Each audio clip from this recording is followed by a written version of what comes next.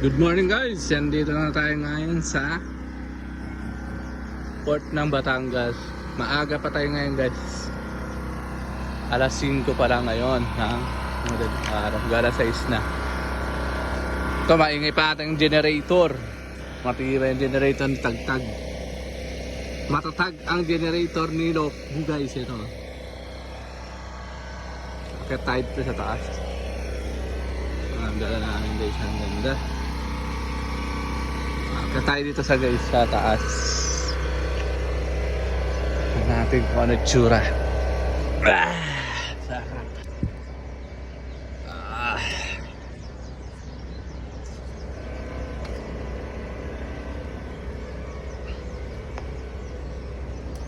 Ayun.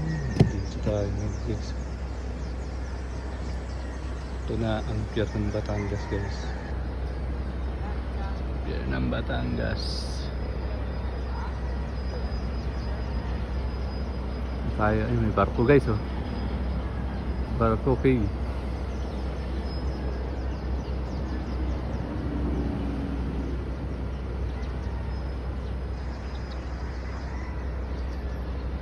Dito tayo sa taas guys. Parang gasolina ni Lokbu guys. Gasolina lang. Generator.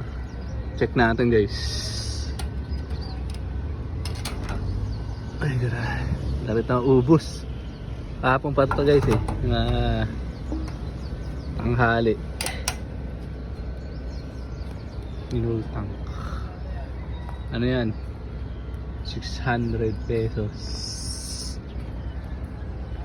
Full tank 600 pesos. Gasolina. Ito nga, parang yung madala natin guys. Ibat pa dito. Ay ay ay. Ito ang dala guys. Ito ang dala namin. May tent pa yan guys, at saka may maupuan. Ito ang Starlink namin, internet. Lakas ang internet ni Lokbu guys.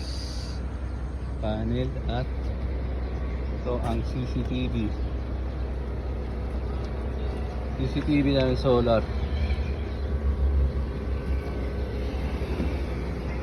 Idol, mga sasakay kayo ng barko, Pakalapan. Sasakay kayo ng Montenegro, alas 6. Pwede na kayong Pipila. pasok. Pipila na ako. Kasi alas 6 ang alis nun. Nagbo-boarding na yun. Sige sir, salamat sir. Boarding na yun.